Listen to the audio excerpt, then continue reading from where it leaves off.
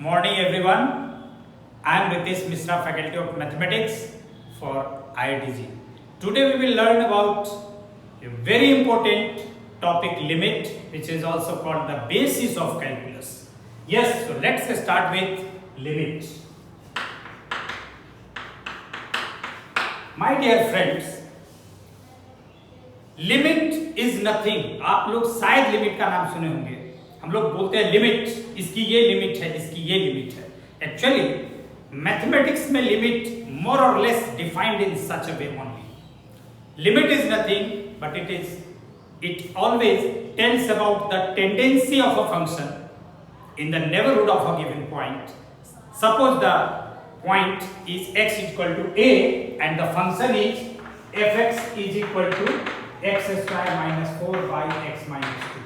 If I take this function at x is equal to 2, I have to check the tendency of the function at x is equal to 2. Now tell me, if I ask find f2, can you find the value of f2 for this function? Of course, you will try to find the value of f of 2 in the way 2 square minus 4 by 2 minus 2, and you will write 2 square minus 4 minus 4 is 0 and 0 by 0. So now tell me, what is 0 by 0? 0 by 0 क्या है? ये बड़ा आश्चर्य है, बहुत बड़ा नया चीज आप लोगों को देखने को मिला. ये 0 by 0. तो 0 by 0 is nothing but it is the indeterminate form. और इस तरीके के indeterminate form और भी 6 होते हैं. वो है infinity by infinity, infinity minus infinity, 0 into infinity, 0 to the power 0, infinity to the power 0 and 1 to the power infinity. So we have total 7 indeterminate forms. indeterminate form में जब कोई भी वैल्यू आता है तो उस फंक्शन का कॉन्सेप्ट, उस फंक्शन की टेंडेंसी हम लोग लिमिट के हेल्प से निकालते हैं. There is no other way to find the value explicitly at that point. उस पॉइंट पे फंक्शन इस फॉर्म में आता है, इसलिए वैल्यू नहीं निकाला जा सकता. तभी हमें लिमिट का कॉन्सेप्ट डेवलप करना पड़ा. और ये लिमिट को और भी बेहतर तरीका से समझते हैं कि 0 by 0 का क्या वैल्यू होगा. तो 0 by 0 is consistent, it has infinitely many solutions. कुछ लोग बोलते हैं 0 by 0 0 होगा, कुछ लोग इसको 1 बोलते हैं. क्यों? क्योंकि 2 by 2, 3 by 3, 4 by 5, 4, 5 by 5, same number numerator में, सेम नंबर डिनोमिनेटर में, और वैल्यू 1 लिख देते हैं. अगर ये कॉन्सेप्ट लगाया जाए तो यहाँ भी सेम नंबर न्यूमरेटर में, सेम नंबर डिनोमिनेटर में, और लोग इसका वैल्यू बोल सकते हैं 1.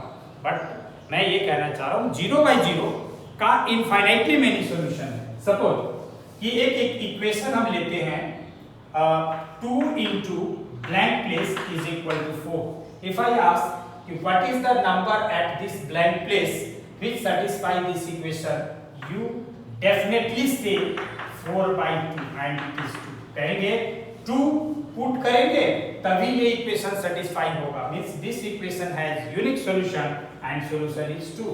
Similarly, if I say कि 0 into क्या लिखा जाए कि यह 0 होगा, तो निश्चित रूप से इस प्लेस पे अगर 1 लिखते हैं तब 0 आ जाता है, 0 के प्लेस पे 2 लिखते हैं तब 0 आ जाता है. ठीक इसी तरीका से कुछ भी लिखते हैं यहाँ पे तो 0 होता है. इसलिए blank place from this equation, blank place will be 0 by 0.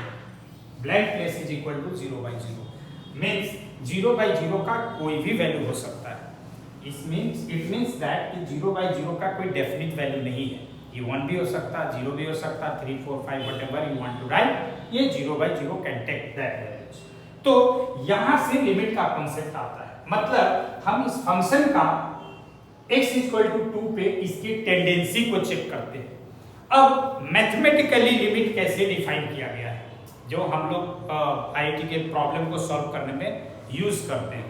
तो लिमिट का जो कॉन्सेप्ट है कि x इज इक्वल टू 2 का जो नेबरहुड है, सपोज करो कि this is the number line, here is 2. 2 दो पार्ट में इस पूरे नंबर लाइन को डिवाइड करता है. This part is called right side of 2 and this is left side of 2। जब हम लोग 2 की ओर फ्रॉम राइट साइड अप्रोच करते हैं तो इस फंक्शन का वैल्यू किसी पर्टिकुलर नंबर की ओर अप्रोच करता है।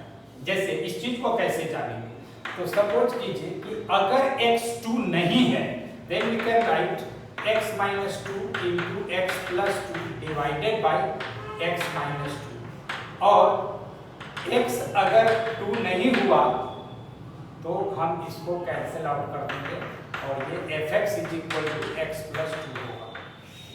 fx = x + 2 when x is not equal to 2। जब x 2 नहीं होगा तो fx x + 2 होगा, और इस चीज को हम लोग डिफाइन करते हैं left hand tendency of y = fx and